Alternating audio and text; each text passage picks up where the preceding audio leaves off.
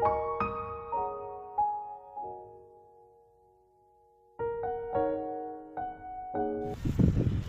Guys, कैसे हैं आप सब। मेरा यूट्यूब चैनल में आपका स्वागत है।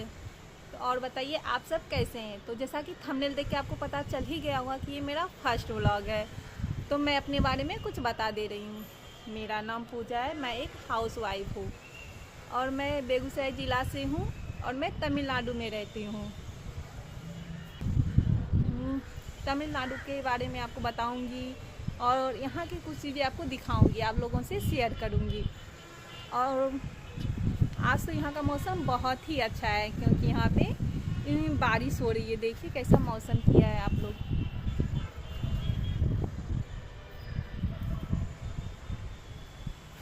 तो गाइस प्लीज़ आप लोग हमें सपोर्ट करिए और हमारे चैनल को सब्सक्राइब करिए, कमेंट करिए, शेयर करिए।